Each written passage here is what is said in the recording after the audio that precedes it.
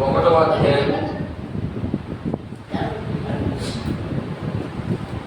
2 వచనాలు మనం చదువుకొని మనం ముందుకు వెళ్దాం. హెబ్రీయులకు రాసినటువంటి పత్రిక 1వ అధ్యాయము 2 వచనాలు మనం చదువుకొని ఆ యొక్క వివరణలోనికి మనం వెళ్దాం. పూర్వకాలమందు నానా సమయములోను నానా విధములుగా ప్రవక్తల ద్వారా తన పితరులతో మాట్లాడిన దేవుడు ఈ దినము అంతములయందు కుమారుని ద్వారా మనతో మాట్లాడెను. ఆయన ఆ కుమారుని సమస్తమునకు వారసునిగా నియమించెను. ఆయన ద్వారా ప్రపంచమును నిర్మించెను. ఆయన దేవుని మహిమ యొక్క తేజస్సును, ఆయన తత్వము యొక్క మూర్తిమంతమై ఉంది.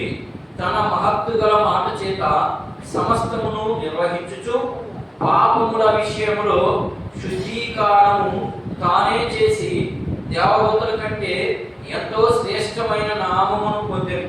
వారి కంటే ఎంత శ్రేష్ఠుడై ఉన్నత లోకమందు మహామగుడకు దేవుని కుడి ప్రాశ్రమ కూర్చుండి ఏలెను.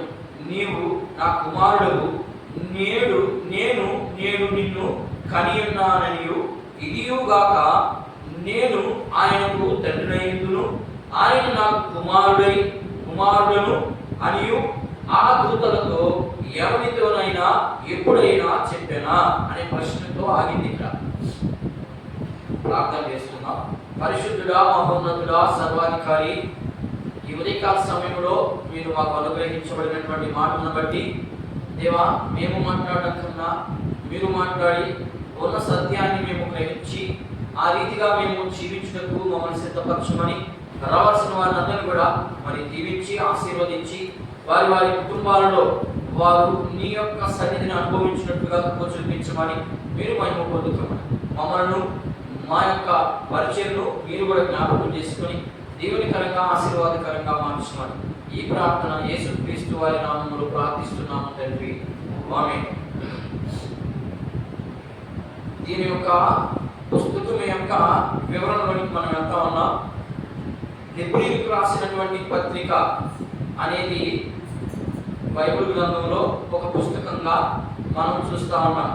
ఈ పత్రికను ఎవరు రాశారు అనేది చాలా సస్పెన్స్ అయినటువంటి ప్రశ్నతో ఉంది. ఎవరు రాశారయ్యా ఈ పత్రిక అంటే అక్కడ ఉన్నటువంటి హెబ్రీయులు, యూదులు, ఇశ్రాయేలీయులు. ముందుగా ఈ హెబ్రీయులు ఎవరు, ఇశ్రాయేలీయులు ఎవరు, తర్వాత యూదులు ఎవరు, ఇవి మనకు కొంచెం అవగాహన వస్తే ఈ పుస్తకాన్ని మనం అర్థం చేసుకునే దానికి కొంత ఆలోచన బాగుంటుందని నేను ముందుగా యూదులు లేదా ఇశ్రాయేలీయులు లేదా హెబ్రీయులు అనే పదం ఎక్కడ మొదలవుతుంది అంటే నిర్గమకాండం కానించే హెబ్రీయులు అనే పదం మనకు కనిపిస్తూ వస్తుంది. హెబ్రీయులు అంటే దేవుని ప్రజలు. మనం కూడా ఇప్పుడు దేవుని ప్రజలమై ఉన్నాం. అదే రీతిగా యూదులు, మన వాళ్ళు కూడా హెబ్రీయుల్లో నుంచి క్రైస్తవ మార్గంలోనికి వచ్చినటువంటి వారందరినీ కూడా లేదా దేవుని పనిచేసే బిడ్డలందరినీ కూడా యూదులు, ఇశ్రాయేలీయులు ఇట్లా 3 రకాలుగా ఒక్కరినే 3 రకాలుగా వివరిస్తారు. ఇది మాత్రం గుర్తుపెట్టుకోండి. ఒక్కరినే అంటే దేవుని ప్రజలని 3 రకాలుగా పిలుస్తారు. ఆ 3 రకాలుగా పిలవడానికి కారణం ఏంటంటే ఒక ఆయనేమో హెబ్రీయులతో మాట్లాడతాడు, ఒక ఆయనేమో హెబ్రీయుల నుంచి విడిచి యేసు ప్రభు మార్గానికి వచ్చినటువంటి వారితో మాట్లాడలేదు. కానీ ఇశ్రాయేలీయులారా లేదా యూదులారా అనే మాటలు మనకు కనిపిస్తూ ఉంటాయి బైబిల్ గ్రంథంలో. సరే, ఇక్కడ హెబ్రీయులన్నా, తర్వాత వచ్చి క్రైస్తవులన్నా, తర్వాత వచ్చి యూదులన్నా, ఇశ్రాయేలీయులన్నా అందరూ కూడా ఒకే జాతికి సంబంధించినటువంటి వారు. ఒక్కొక్కరిని ఒక్కొక్క రీతిగా పరిచయం చేస్తుంటారని మనం నేర్చుకున్నాం. లేకపోతే రెండవది, ఈ పత్రికని ఎవరు రాశారు అనేది కొంచెం సస్పెన్స్. ఎందుకు సస్పెన్స్ అనే విషయాలు నేను తెలియపరుస్తాను ఇక్కడ.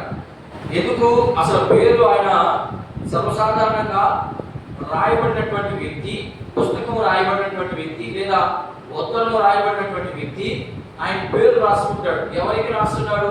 ఇదిగో ఫలానా ఆయన రాస్తున్నాడు అనే విషయాలు ఖచ్చితంగా దాంట్లో తెలియపరుస్తాయి. కానీ హెబ్రీ పత్రికలో 13వ అధ్యాయంలో కూడా ఎక్కడ కూడా ఆయన పేరు అంటే నేను రాశాను అని ఎవరు కూడా పేరు పెట్టుకోలేదు. ఎందుకు పెట్టలేదో దానికి చాలా చరిత్ర ఉంది. కొంత చరిత్రను కూడా మనం అర్థం చేసుకోవడానికి ప్రయత్నం చేద్దాం.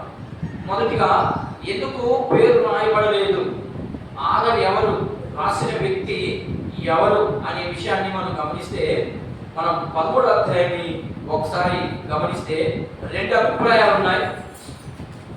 దీనికి రెండు అభిప్రాయాలు ఉన్నాయి.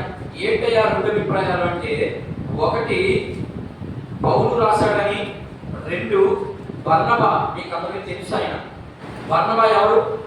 బర్నబా పౌలుతో కూడా సువార్త పరిచర్యలో మొదటిగా సువార్త పరిచర్యలో వెళ్ళినటువంటి వ్యక్తి. ఆయన మొదటి సువార్తకి పౌలు, మొదటి ప్రయాణంలో పౌలు బర్నబా వీళ్ళిద్దరు మాత్రమే బయలుదేరి వెళ్ళారు సువార్త చెప్పడానికి, యేసు ప్రభువుని ప్రకటించడానికి వీళ్ళిద్దరే వెళ్ళినట్టుగా మనం చూస్తాం. అయితే మొదటి ఆధారం పుస్తకములో ఉన్నటువంటి ఆధారాన్ని మనం గమనిద్దాం. పుస్తకంలో ఒక మాట ఉంది, అది 13వ అధ్యాయము. ఒకసారి మనం గమనిద్దాం. 13వ అధ్యాయం 22వ వచనం 23వ వచనాన్ని గమనిస్తాం ఒకసారి. సహోదరులారా, మీకు క్షమాపణ సంక్షేమముగా వ్రాసి ఉన్నాను గనుక ఈ హెచ్చరిక మాటలను సహించుచున్నాడని మిమ్మును వేడుకొనుచున్నాను. మన సహోదరుడైన తిమోతికి విడుదల కలిగినదని తెలుసుకుని అతడు శీఘ్రముగా వచ్చిన ఎడల అతనితో కూడా వచ్చి మిమ్ములను చూచెదను అనే మాట మనకి ఇక్కడ కనబడతాము. ఇక్కడ ఏముందయ్యా అంటే, రాయబడినటువంటి ఆ వ్యక్తి పౌలు జైల్లో లేడు. పౌలు జైల్లో ఉన్నాడా? లేడా? ఉన్నాడు. చాలా సంవత్సరాలు ఉన్నాడు ఆయన పౌలు జైల్లో. కానీ ఈ పత్రిక రాసే సమయానికి జైల్లో లేడు అనే విషయం మాత్రం మనకు అర్థమవుతా ఉంది. రెండవదిగా తిమోతి ఎవరు? ఆయన స్నేహితుడు. ఆయన యొక్క సువార్త పరిచర్యలో ఆయనకి నిజమైనటువంటి కుమారులు రెండు రకాలు, అబద్ధమైనటువంటి కుమారులు, నిజమైనటువంటి కుమారులు. నిజమైనటువంటి కుమారులు ఎలా ఉంటారు, అబద్ధమైనటువంటి కుమారులు ఎలా ఉంటారో కొంచెం అవగాహనతో మన మూల భాషలో మన యొక్క సర్వమానవాళి ఉన్నటువంటి పరిస్థితిని బట్టి మనం కొంచెం అర్థం చేసుకున్నాం. నిజమైనటువంటి కుమారులు ఎలా ఉంటారు అంటే, దేవుని యందు భయభక్తులు కలిగి ఉంటారు, దేవుని మాటకి లోబడి ఉంటారు, దేవుని యొక్క ఉద్దేశాలని ఎరిగి ఉంటారు, దేవుని యొక్క ఆలోచనలు అన్నీ కూడా మాటలు మనం గమనిస్తూ ఉంటే ఏం జరుగుతా ఉంది ఇక్కడ?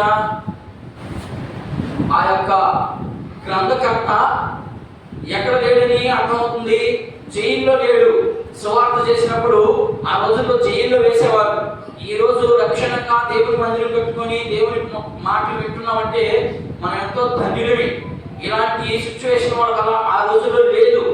యేసు ప్రభు వచ్చినటువంటి తొలి రోజుల్లో లేదు ఇదంతా. ఆ రోజు యేసు ప్రభు దగ్గరికి రావాలంటే తల్లించుకోవాలి, ఈడిపించుకోవాలి, లాగించుకోవాలి, కేసుల్లో పోయి జైల్లో కూర్చోవాలి. అది అక్కడ ఉన్నటువంటి పరిస్థితి. ఆ పరిస్థితులు గుండా వెళ్ళే రోజుల్లో ఈ వ్యక్తి జైల్లో లేడు అనే అర్థం అవుతుంది మనకు. 13వ అధ్యాయాన్ని మనం గమనిస్తే ఈ 13వ అధ్యాయంలో చివరి భాగంలో మనకు కనిపించేది ఏదయ్యా అంటే ఇది ఒక్క విషయమే. ఏమని? రాసినటువంటి వ్యక్తి జైల్లో లేడు. మొదటి విషయం. రెండో విషయము, తిమోతి తన సహోదరుడైనటువంటి తిమోతి లేదా తన శిష్యుడైనటువంటి తిమోతి ఎక్కడున్నాడు? ఈయన కూడా జైల్లో ఉన్నాడు. ఆయన తొందరగా విడుదలవుతాడు కాబట్టి ఆయన వచ్చిన వెంటనే మేమిద్దరమే సువార్త పని చేయాలి. ఏమో అది జరుగుతుందా? జైల్లో నుంచి వస్తామని సువార్తకు పోతాడా? ఇంటికి పోయి అమ్మా నాయన చూసుకుంటాడా? మనమైతే అమ్మా నాయన చూసుకుంటాం, కానీ వాళ్ళు అలా చూసుకోలేదు. కాబట్టి ఆ మహానుభావుల పేరు ఇక్కడ రాయబడి ఉన్నాయి. మరి నీ పేరు నా పేరు రాయాలంటే మనం కూడా చాలా పోగొట్టుకోవాలి, చాలా వదులుకోవాలి. మనం వదులుకోకపోతే మన పేర్లు లిఖించబడవు ధర్మశాస్త్రం జీవ గ్రంథంలో. మనం వదులుకోకపోతే కొన్ని ఆశలు చంపుకోవాలి, కొన్ని కోరికలను విడిచిపెట్టాలి, కొన్ని అనుభవించడం మానేయాలి. ఇవన్నీ ఎప్పుడైతే మనం చేస్తామో అప్పుడు ఉంటుంది జీవ గ్రంథంలో నీ పేరు. అప్పుడు నువ్వు యుగ యుగాలు దేవుడితో కూడా ఉంటావు. అంతేగాని ఏదో వచ్చిపోతున్నావే చర్చికి అని అంటే వచ్చిపోతానే ఉంటావు. నువ్వు రేపు పోతావు గాడికి, అసలైనటువంటి దాని దగ్గరికి వెళ్ళిపోయి ఆడే ఉంటావు నిత్యము. ఇది మొదటి విషయం. రెండు విషయాలు. మొదటి అభిప్రాయం ఏంటి అంటే ఎవరైనా ఈ పుస్తకాన్ని రాసినటువంటి వ్యక్తి అంటే పౌలు గారు అని బైబిల్లో కొంత సమాచారం మనకు దొరికింది. రెండవ అభిప్రాయం బర్నబాస్ రాశాడని కొంత అభిప్రాయం. ఎందుకని బర్నబాస్ ఎందుకు రాసి ఉంటాడనే అభిప్రాయం అంటే పాత రోజుల్లో పాత నిబంధనలో ఉన్నటువంటి పద్ధతులు, బలులు, అర్పణలు, తర్వాత యాజకత్వము, తర్వాత వచ్చి ఇంకా రకరకాలైనటువంటి పరిస్థితులు కూడా సంఘం బయలుదేరి వెళ్తా ఉంది. అలాంటప్పుడు అవన్నీ కూడా దీంట్లో ఉన్నాయి. ఏ బలులు అర్పణలు అన్ని కూడా హెబ్రీ పత్రిక 13వ అధ్యాయం చదివితే అక్కడ బలులు అర్పణలు చేస్తానే ఉన్నారు. యేసు ప్రభు వచ్చి చెప్పి ఆయన సువార్తంతా ప్రకటించినా కూడా మనుషులు ఏమైపోయినారు, పాతదానికే వెళ్ళిపోయి అదే క్రమంలో జరిగిస్తా ఉన్నారు. అలాంటప్పుడు ఈయన ఈ పుస్తకాన్ని రాసి ఉంటాడు అనేది రెండవ అభిప్రాయం. ఇప్పుడు ఏ అభిప్రాయం బాగుంది? మనకు పుస్తకంలో ఉన్నటువంటి ఆధారమే ప్రాముఖ్యం. పుస్తకం వెలుపల ఉన్నటువంటి ఆధారాలు మనకు అవసరం లేదు. అవి కొంచెం చరిత్రలో ఉన్నప్పటికీ కూడా ఖచ్చితంగా పుస్తకంలో ఉన్నటువంటి ఆధారాలు మాత్రమే మనకు అవసరం. కాబట్టి ఈ పుస్తకాన్ని ఎవరు రాశారని మనం చెప్పుకోవచ్చు? పౌలు రాశాడని చెప్పుకోవచ్చు. ఎందుకంటే ఈ అక్కడ ఉన్నటువంటి పరిస్థితులన్నీ కూడా పౌలుకు మాత్రమే తెలుసు.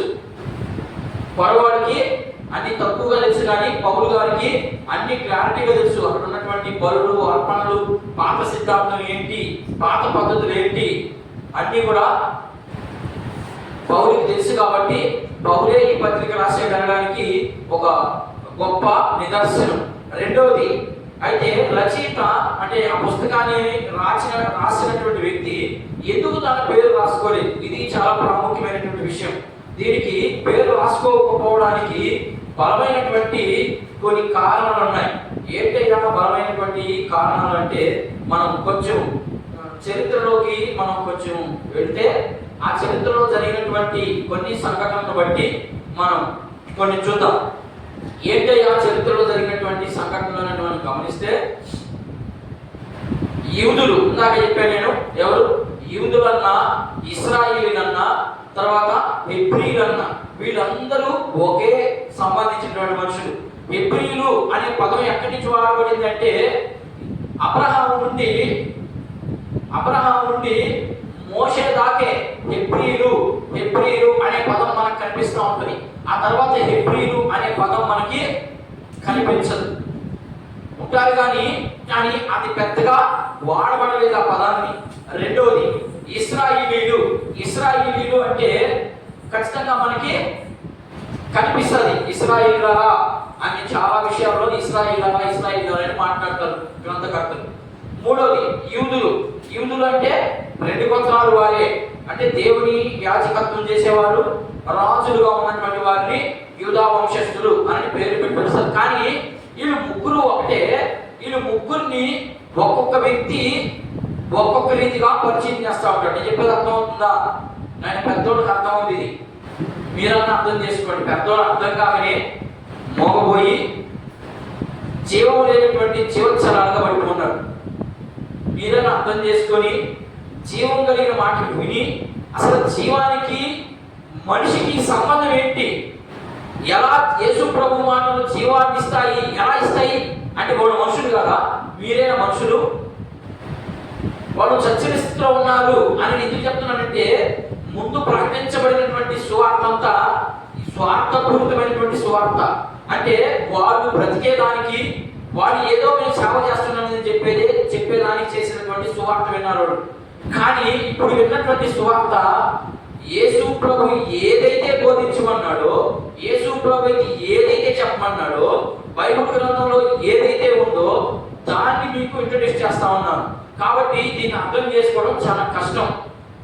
అర్థం చేసుకున్న వారు మాత్రమే ఆధ్యాత్మికంగా ఎదగలరు. లేకపోతే ఏది పడితే ఏ భోజనం అంటే ఆ భోజనం తింటే కడుపు చెడిపోతుంది. అలా కాకుండా ఒరిజినల్ శ్రేష్టమైనటువంటి భోజనాన్ని మాత్రమే తినండి. ఇప్పుడు నేను 3 విషయాలు చెప్పాను. 3 విషయాలు మీకు అర్థమయ్యి. మొదటి విషయం ఏం చెప్పాను? బైబిల్లో హెబ్రీ పత్రిక ఒక పుస్తకం. ఈ హెబ్రీ పత్రిక ఎవరు రాశారు అనే దాన్ని మేము తీసుకొని 2 పాయింట్లు చెప్పాను. ఏంటి? ఒకటి, పౌలు రాశాడు అనే దానికి ఒక అభిప్రాయం ఉంటుంది.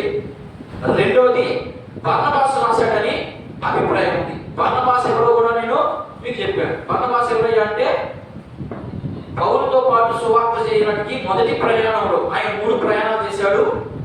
3 ప్రయాణాల్లో మొదటి ప్రయాణంలో సువార్త ప్రకటించడానికి వెళ్ళినటువంటి వ్యక్తి. కాబట్టి ఆ మొదటి శతాబ్దంలో జరిగినటువంటి సంఘటనలన్నింటినీ తెలిసినటువంటి వ్యక్తి. కాబట్టి యేసు ప్రభు మొదటి శతాబ్దం అంటే మీకు మళ్ళా కొంచెం అర్థం. యేసు ప్రభు తిరిగినటువంటి కాలంలో యేసు ప్రభు జరిగించినటువంటి కార్యాలలో అన్ని విని, పాత నిబంధనలు పాత రోజుల్లో ఉన్నటువంటి పద్ధతిని విని ఈ రెండింటినీ తెలిసినటువంటి వ్యక్తులు అని అర్థం. దాని అర్థమైందా? ఆ 2 విషయాలు తెలిసినటువంటి వ్యక్తి. కానీ పాత రోజుల్లో ధర్మశాస్త్రంలో వ్రాయబడిన మాటల వల్ల మనిషికి ఏమి రాదు? జీవము రాదు. పాత నిబంధనలో ఉన్నటువంటి మాటలను బట్టి మనిషికి జీవము రాదు. క్రొత్త నిబంధనలో పాత నిబంధనలో ఉన్నటువంటి ధర్మశాస్త్రాన్ని వల్ల ఏ మనిషి రక్షించబడడు, రక్షణలోనికి రాడు. అంటే రక్షణలోనికి రాడు అంటే మరణం నుంచి తప్పించబడడు అని అర్థం. పాత నిబంధనలో ఉన్నటువంటి ధర్మశాస్త్రం అంతా ఎవరైతే నిర్వర్తిస్తారో వారికి మాత్రమే జీవం. అలా నెరవేర్చించబడినటువంటి వ్యక్తి ఎవరైనా ఉన్నారు ఈ భూమి మీద అంటే ఎవరు కూడా లేరు. ఏదో ఒక తప్పు చేశారు. కానీ యేసు ప్రభు మాత్రం అన్నీ కూడా చేశాడు. కాబట్టి ఇప్పుడు ఆయన ఏం చెప్పాడు? మరణం నుండి మిమ్మల్ని విడిపించుటకు నేను మరణించాను, మీరు మరణించాలి. ఆ మరణాన్ని నుంచి మిమ్మల్ని నేను జీవంలోనికి నడిపించేందుకు నేను చచ్చిపోయాను. అది మనకు చెప్పడం. దాని అర్థం ఏంటంటే జీవము అని ఎందుకు మాట్లాడతామంటే ఎవరైతే యేసు ప్రభువు నమ్ముకుంటారో వారికి మాత్రమే జీవం, పొరవాళ్ళందరికీ జీవం ఉండదు. అంటే అర్థం ఏంటి? ఇప్పుడు ఏమో ఉంటారు, రాబోయే కొన్ని యుగాలలో లేదా యేసు ప్రభు వచ్చినటువంటి ఆ మధ్యాకాశంలోకి వచ్చిన తర్వాత వీళ్ళు నిత్య జీవంలోనికి రారు. ఆది కాండం కూడా మీకు చెప్తా ఉన్నాను. దాంట్లో కూడా మీరు గమనించండి. నిత్య జీవం గురించి చెప్పాను. నిత్య జీవం ఏమవుతున్నాయి అంటే దేవుడు ఉన్నాడు అంతే, మనం కూడా ఉంటాం అనే విషయాలు నేను నేర్చుకోవాలి. ఇకపోతే 3వ విషయం, రచయిత తన పేరు ఎందుకు రాసుకోలేదు అంటే బలమైనటువంటి కారణం. కొంత చరిత్ర మీకు తెలియాలి. ఏంటి అంటే ఫస్ట్ ఎక్కడున్నారు వీళ్ళు? హెబ్రీలు అంతా. హెబ్రీలు అనే పదం ఎక్కడ మొదలైందని చెప్పాను నేను. ఏమ్మా మీరు హెబ్రీలు అనే పదం ఎక్కడ మొదలైంది?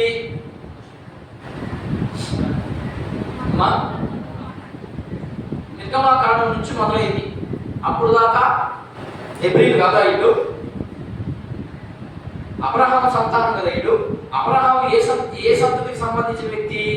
అబ్రహాము హెబ్రీలకు సంబంధించినటువంటి వ్యక్తి లేదు. కానీ ఇశ్రాయేలుకి సంబంధించినటువంటి వ్యక్తి, కానీ యూదులకు సంబంధించినటువంటి వ్యక్తి కాదు. ఈయనొక బొమ్మలు అమ్ముకునే వ్యక్తి. బొమ్మలు అమ్ముకునేది ఎవరు? అన్యులు. అర్థమైందా? అన్యుల్లో నుంచి వచ్చాడు ఈయన. అన్యుల్లో నుంచి వచ్చి దేవుడు ఈ వ్యక్తిని లేదా ఈ వ్యక్తి దేవుడిని నమ్మాడు కనుక ఇప్పుడు ఈయన ఏమయ్యాడు? దీవించబడతా వచ్చాడు. ఈయన నమ్మాడు కాబట్టి ఇదిగో నీకు నీ సంతానము చాలా పెద్దగా విస్తరింపబడుతుందని వాగ్దానం చేశాడు దేవుడు. వాగ్దానం చేసిన దేవుడు నమ్మదగిన వాడు. పైగా అబ్రహాం కూడా దేవుణ్ణి నమ్ముతూ దేవునికి ఇష్టానుసారంగా బ్రతికాడు. అందుకని విశ్వాసానికి తండ్రి ఎవరు?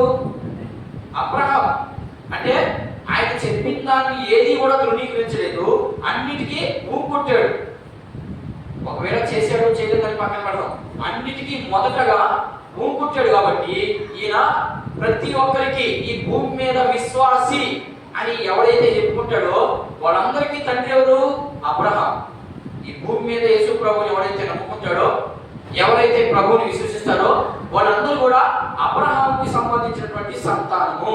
అబ్రహామే వారికి తండ్రి అనేది ఇక్కడ గుర్తుపెట్టుకోవాలి. వీళ్ళెవరు కూడా ఇక్కడ ఈ భాగంలో నుంచి వచ్చిన వాళ్ళు ఎట్లొచ్చారు?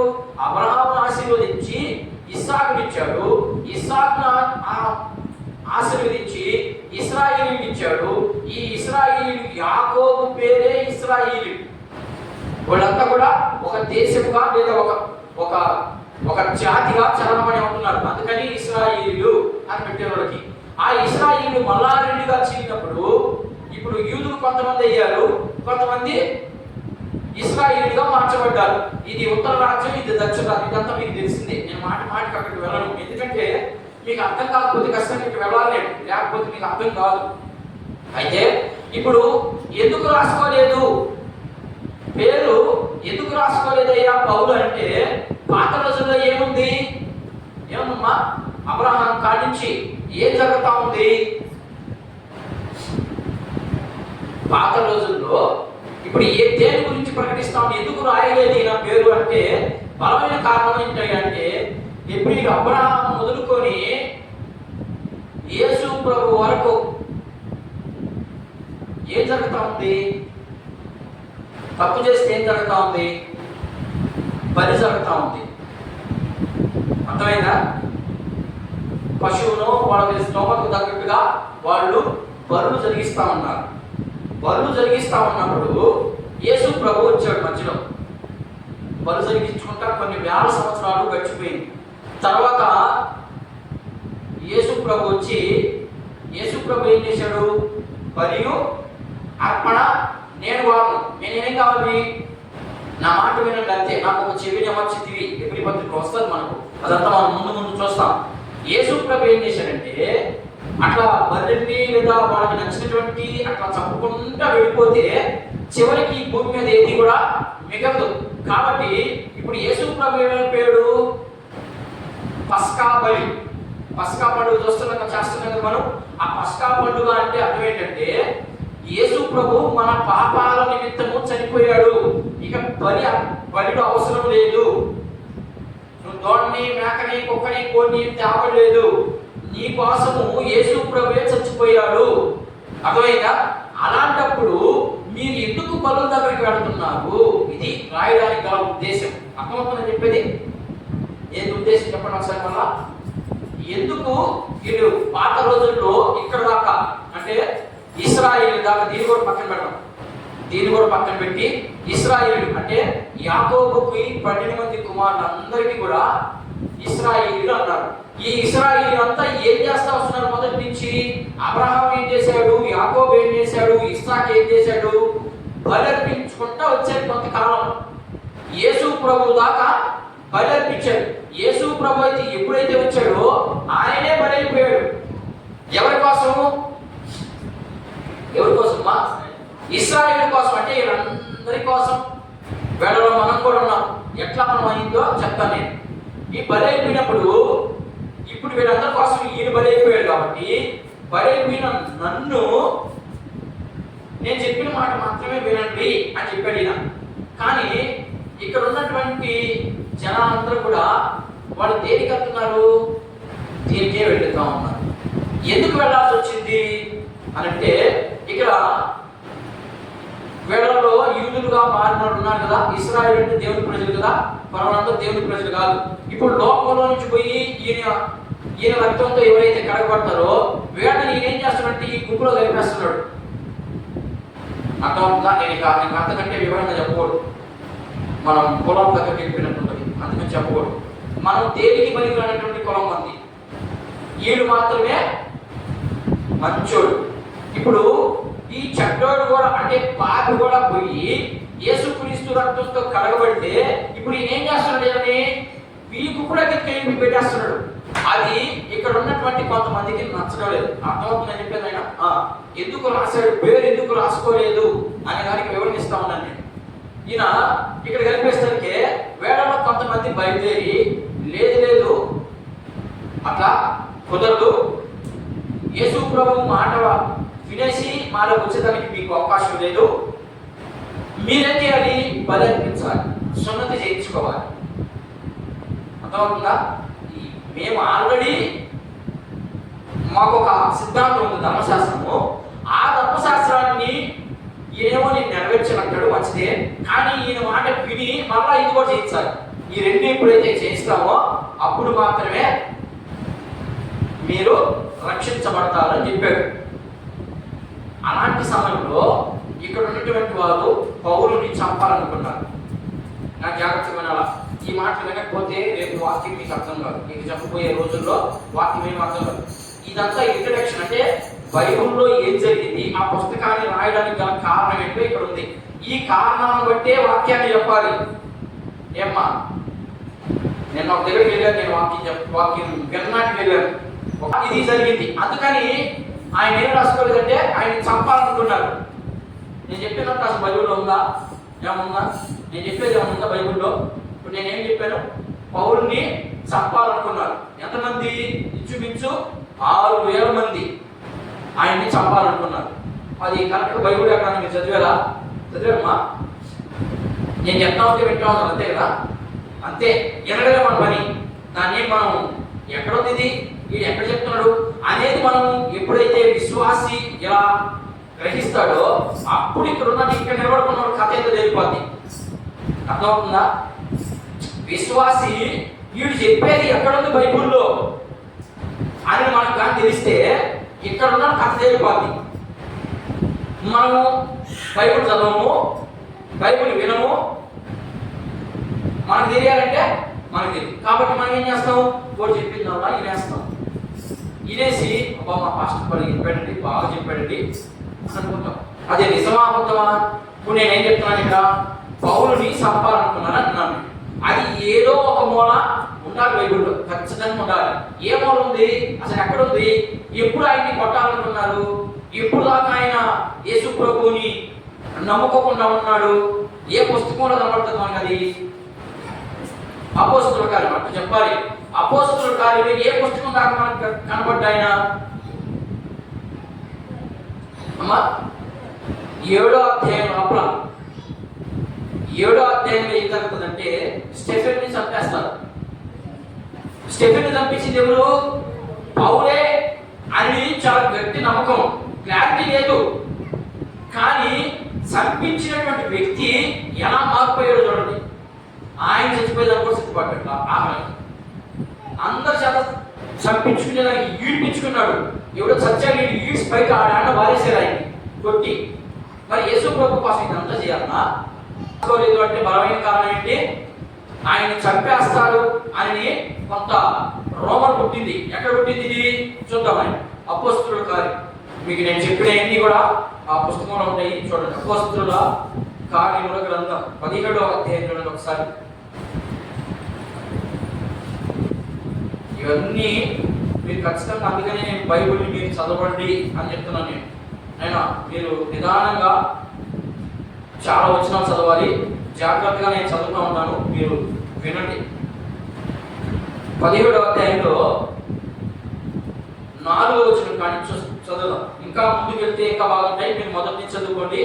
నేను 4వ వచనాన్ని కానించి ఎందుకు ఆయన్ని పట్టణానికి వచ్చారు, ఎందుకు ఆయన్ని సంపడానికి వచ్చారు అనే విషయాన్ని చెప్తున్నాను. నేను ఎందుకు సంపడానికి వచ్చారంటే చూద్దాం. 4వ వచనం చదువుతా ఉన్నాను. వారిలో కొందరు భక్తి పరులకు ప్రీతి చేసేస్తులలో చాలా మంది ఘనతకు గల స్త్రీలలో అనేకులు ఒప్పుకొని పౌలుతోనూ శీలాతోనూ కలుసుకుని, అయితే యూదులు మచ్చన పడి, నేను ఇందాక చెప్పాను ఎందుకు కొట్టాలనుకున్నారండి?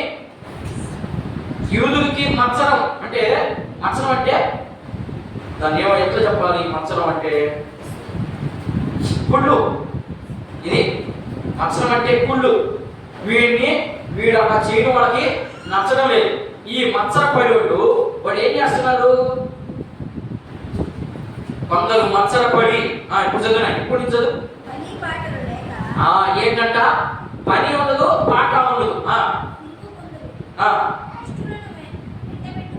కొందరిని దుష్టులను వెంట పెట్టుకొని ఏం చేశారట? గుంపు కూడి పట్టణంలో అల్లరి చేయించు యాసోని మీద పడి వారిని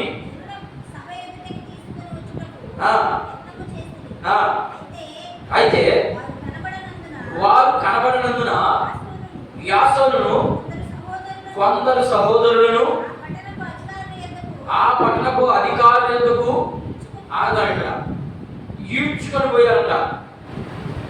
ఏం యేసు ప్రభు నమ్ముకుంటే యేసు ప్రభు సువార్త చెప్తాం ఈడ్చుకోమదమ్మా, మరి ఆశీర్వాదాలు వస్తాయంటున్నా కదా. ఇప్పుడు చెప్పిన దాంట్లో ఎంతమంది అయితే యేసు ప్రభు నమ్ముకుంటారో, ఎంతమంది అయితే యేసు ప్రభు మీద విశ్వాసం వస్తారో వాళ్ళందరికీ ఏమొస్తాయి? ఆశీర్వాదాలు వస్తాయి. ఆశీర్వాదాలు అంటే అన్ని కరెక్ట్గా ఉండాలి. మరి ఇక్కడ ఏమిటి? యేసు ప్రభువుని గురించి ప్రకటిస్తామంటే జుట్టు పట్టుకొని ఈడ్చుకోపోయినట్టుగా కనబడుతుంది మనకి ఇక్కడ. మరి చాలా మంది చెప్పడం ఎట్లుంది? అది అది తప్ప లేకపోతే కరెక్టా? అవి ఏం కారణం? మరి యేసు ప్రభు నమ్ముకుంటే ఇచ్చుకోవాలి కదా, ఆశీర్వాదాలు వచ్చేస్తాయి కదా, అన్ని కరెక్ట్గా రావాలి కదా. దేవుడే మనతో కూడా ఉంటే మనకెందుకు శ్రమ రావాలా? మనకెందుకు జబ్బులు రావాలా? మనకెందుకు రోగాలు రావాలా? అన్ని ఉన్నాడు, అన్ని మంచిగా ఉంటే నువ్వు ఏదో తేడాలో ఉన్నట్టే అర్థం. అర్థమైందా? ఈడ్చుకొని చదువుమా. భూలోకమును తల్లకిందులు చేసిన ఏంటి? తలకింద చేశారు ఎవరోళ్ళు? ఏమ్మా మనం ఇప్పుడే చదువుకున్నవాడు. ఎవరోళ్ళు తలకింద చేశారు భూలోకాన్ని? అంటే భూలోకం పైకి, భూమి పైకి, కిందకి ఆకాశం వచ్చిందా? దాని అర్థం జరుగుతున్నటువంటి బలులు, అర్పణలు వీటి వల్ల ప్రయోజనం లేదు, వీటి వల్ల మనిషి రక్షించబడడు, వీటి వల్ల దేవుని సన్నిధిలో ఉండలేదు అనే విషయాన్ని గట్టిగా చెప్పారు. వాళ్ళు తగ్గించుకునే దానికి సిద్ధపడ్డారు, ఈడ్పించుకునే దానికి సిద్ధపడ్డారు. ఇది తప్పు, ఇలా ఉండకూడదు, ఇలా చేయకూడదు అని చెప్తా ఉన్నారు. అలాంటి సమయంలో యూదులు కొంతమంది గుంపుకొని పౌలుని చంపాలనుకున్నారు. అందుకని ఇప్పుడు ఈ పత్రిక నేను పౌలును రాశాను అని చెప్పాడు అనుకో, గ్యారెంటీగా పౌలుని కూడా చంపేస్తాను. కానీ పౌలు చెప్పి అట్లా రాసుకుంటే ఇంకా చాలా పని చేయాలి ఆయన. అందుకని దేవుడు ఏం చేశాడు? నీ పేరు పెట్టుకోవాలని చెప్పుకుంటాడు. నాకు తెలిసి దేవుడు ఏం చెప్పుకుంటాడంటే నీ పేరు పెట్టుకోవాలని దాంట్లో పెట్టుకుంటే నీ దగ్గర కొంచెం చంపేస్తాను, నిన్ను నీ చేత చాలా పని చేయించుకోవాలి అని చెప్పి గమ్ముగా వదిలేశాడు. అందుకని బలమైన కారణం ఏంటి అంటే ఇదే కారణం. ఇప్పుడు రెండు రకాలు వచ్చాయి శ్రమలు. ఎట్లా వచ్చాయి? యూదులో నుంచి ఒక శ్రమ వచ్చింది, అర్థమైందా? రెండవది బయట నుంచి వచ్చింది. బయట నుంచి అంటే టైటస్ చక్రవర్తి ఉన్నాడు కదా, ఆయన వచ్చాడు. ఆయన వచ్చి క్రైస్తవుని చాలా ఇబ్బందులు పెడతా ఉన్నాడు. ఆ ఇబ్బందులు పెట్టే సమయంలో రెండు దెబ్బలు తగిలించుకుంటున్నారు ఈ పాపం. ఇట సంఘంలో నుంచి దెబ్బ, ఇట బయట నుంచి అధికారుల నుంచి దెబ్బ. ఇప్పుడు సంఘం ఉంటుంది అసలు? ఇలాంటి సమయంలో సంఘం నిలబడుతుందా? సంఘం నిలబడదు. సంఘానికి శ్రమ కలిగిందంటే, కష్టం కలిగిందంటే సంఘం ఉండదు. అలాంటి పరిస్థితుల్లో వీడు ఏం చేశాడు పాపం? వీడు యేసు ప్రభువుని నమ్ముకొని సంఘానికి వస్తున్నటువంటి ప్రజలు, సంఘానికి వస్తున్నటువంటి ప్రజల్లో పాపం ఏ నుంచి యూదుల్లో నుంచి కొట్టా. రెండోది రాజు అధికారుల్లో నుంచి సంఘాన్ని హింసిస్తూ ఉంటా. ఈ హింసించే రోజుల్లో జరిగినటువంటి పత్రిక ఈ పత్రిక. ఇప్పుడు వీళ్ళు ఏం చేశారు? యేసు ప్రభువుని విడిచి మళ్ళా వెనక్కి వెళ్ళిపోయారు. వెళ్ళిపోవాలనుకుంటున్నారు. నేను చెప్పేది అర్థమవుతుందా? ఇప్పుడు దాకా యేసు ప్రభువుని నమ్ముకొని బాగానే ఉన్నారు. పాపం శ్రమలు వచ్చాయి, కష్టాలు వచ్చాయి, అయినా సహించుకొని పోతా ఉన్నారు. కానీ వాళ్ళు భరించలేనటువంటి శ్రమలు వచ్చేస్తాయి. భరించలేనటువంటి శ్రమలు వచ్చేసరికి ఇప్పుడు ఏం చేశారంటే ఇక్కడ ఉన్నటువంటి ప్రజలంతా మళ్ళా వెనక్కి తిరగాలంటున్నారు. వద్దుల నాయన, యేసు ప్రభువుని నమ్ముకుంటే ఓడు కొట్టా, ఇంట్లో ఓడు ధన్యా, అధికారులు కొట్టా, ఇదంతా మనకి ఎందుకు ఈ శ్రమలు? మనం కూడా అంతే కదా అనుకుంటాం. మనకి ఎందుకు వచ్చిన గొడవ? చర్చికి పోతే ఆ పాస్టర్ అడిగా, ఇంట్లో చూస్తే ఈడు అడిగా, బయట చూస్తే అందరూ దూషించా, నాకు ఎందుకు వచ్చి కర్మ? వద్దు, యాడకి బాగుంది, చర్చికే బాగుంది. ఇంట్లో ఉంటే ఎవరు అడగంటాను. అది ఇలా సిచ్యువేషన్. అలాంటి సిచ్యువేషన్లో వీళ్ళు ఏం చేశారంటే పాపం మళ్ళా వెనక్కి తిరిగి అక్కడ ఏదో పనులు ఏముంది, ఏమైనా చేయొచ్చు, తప్పులు చేయొచ్చు, ఉప్పులు చేయొచ్చు, అవతలను చంపించు, వాళ్ళను నొక్కించు, ఏదో లాగేసుకోవచ్చు, అన్నీ చేసేసి సంవత్సరానికి ఒకసారి పోయేసి నాయన నన్ను క్షమించుకోవడం అంటే అయిపోయింది అనేది వాళ్ళ సిద్ధాంతం. అలాంటి సమయంలో మీరు ఎంత తెలుసుకొని యేసు ప్రభు గురించి ఎంత విని మళ్ళా ఎందుకు మీరు వెనక్కి మొహం పెడుతున్నారు అని అడగడమే ఈ పత్రిక. పౌలు వాళ్ళు అడుగుతున్నాడు, ఏమరా ఫస్ట్ లో అడుగుతారు, ఏం తెలియని రోజుల్లో ఏదో యేసు ప్రభు వచ్చి కొన్ని కార్యాలు చేశాడు, అవన్నీ చూశారు. ఆయన పోయిన తర్వాత అపోస్తులు వచ్చాం, మేము కూడా చేశాం, మాయ కూడా విన్నారు మీరు, మేము కూడా అద్భుతాలు చేశాం, మేము కూడా మనుషులమే, ఆయన కంటే గొప్ప కార్యాలు మేము కూడా చేశాం. అవన్నీ విని యేసు ప్రభు దగ్గరకు వచ్చారు. ఏమిటికి? నిత్య జీవం కోసం. మీరు పరలోకంలో నిత్యం ఉండడానికి ఈ యొక్క భాగాన్ని విడిచి ఇక్కడికి వచ్చారు. వచ్చినటువంటి మీరు ఇక్కడ ఏదో కొద్దిగా శ్రమలు తగిలినాయని మళ్ళా వెనక్కి పోయి బదులు కడిగి పోతారు. అలా పోవద్దు. అలా పోతే మీకు వచ్చిన రక్షణ అంతా వేస్ట్ అయిపోద్ది అని చెప్పి ఆ పుస్తకాన్ని రాసి పంపించాడు. అందుకని ఆయన పౌలుని నేను అని రాసుకోలేదు పేరు. రాస్తే ఈ పత్రిక రాసింది ఎవరు? పౌలు కదా. ఏడు నుంచి వస్తారు, ఏడు నుంచి చీటి కూడా చంపేస్తారు. ఎన్ని పత్రిక ఒకటే ఆయన రాసింది. ఎన్ని పత్రికలు రాశాడు మొత్తం? పౌలు ఎన్ని పత్రికలు రాశాడమ్మా? అమ్మా పౌలు పత్రికలు ఎన్ని? ఆయన పౌలు పత్రికలు 14 పత్రికలు. అంటే దీన్ని బట్టి మనం ఏ స్థితిలో ఉన్నామో ఒకసారి ఊహించండి. ఈ 14 పత్రికల్లో ఒక పత్రికే హెబ్రీ పత్రిక, మనం ధ్యానం చేస్తున్నటువంటి పుస్తకం. ఇది పాత నిబంధనలో ఉన్నటువంటి సిద్ధాంతాన్ని చూపిస్తుంది. ఓకేనా? అది ఈ పత్రిక. సరే, అందుకని పౌలు తన పేరుని రాసుకోలేదు. ఓకేనా? ఇది ఇప్పుడు ఎన్ని విషయాలు చెప్పామమ్మా? 2 ఆధారాలు ఉన్నాయి. హెబ్రీ పత్రిక రాసిన దానికి కారణం ఎవరు? 2 ఉన్నాయన్నాను. 1 పౌలని, 2 బర్నబాని. అవి 2 క్లారిఫై అయిపోయినాయి. 3వది ఎందుకు పేరు రాసుకోలేదు అని దానికి కారణం ఇంత వివరణ చెప్పారు. 3వది అయిపోయింది. 4వది ఎప్పుడు రాయబడి ఉంటుంది, ఇది ఎన్నో సంవత్సరం రాయబడి ఉంటుంది అనేది కొంత ఉదాహరణ మనం చూద్దాం. ఎప్పుడు రాయబడి ఉంటుంది? బలులు అర్పణలు ఎప్పుడు జరుగుతున్నాయమ్మా? పాత నిబంధనలు. వేరే పాత నిబంధనలు జరుగుతూ ఉన్నాయి. పాత నిబంధనలో అంటే పాత నిబంధన ఎలా చెప్పగలం? ఇప్పుడు యేసు ప్రభు వచ్చిన తర్వాతనే కదా బలులు అర్పణలు కూడా జరుగుతూ ఉన్నాయా? జరగడం లేదా? జరుగుతూ ఉన్నాయి. యేసు ప్రభు వచ్చిన తర్వాత కూడా జరుగుతూ ఉన్నాయి. యేసు ప్రభు వచ్చిన తర్వాత కూడా జరుగుతూ ఉన్నాయి. కాబట్టి ఈ బలిని ఆపడానికి పౌలు రాసిన పత్రిక ఇది. బలులు చేయొద్దు, యేసు ప్రభు ఆల్రెడీ వచ్చి చచ్చిపోయి మన కోసం బలి అయిపోయాడు, దాన్నే పస్కా బలి. వాళ్ళు చెప్పే మాట ఏం లేదా మాట? ఇప్పుడు అమ్మ చదవలేదమ్మా? చదివేరా? చదవండి. యూదా పత్రికలో దీని ఒకసారి ఏం చెప్తున్నాడయ్యా? కొందరిని అగ్నిలో నుండి లాగినట్టయినా లాగండని ఆయన యూదా భక్తుడు చదివిపరుస్తా ఉన్నాడు. 22 చదువులైనా ఒకే అధ్యాయం చూడండి. అక్కడ కొందరిని ఏం చేయమంటాడు? అగ్నిలోకి. అగ్ని అంటే ఏంటి? నరకం. ఆ నరకం నుంచి కొందరినైనా బయటికి తీయండి. చదువుతాను చూడండి. 22 చూడండి. సందేహపడు వారి మీద కనికరము చూపుడి, అగ్నిలో నుండి లాగినట్టు. అది నా బాధ. ఇంకే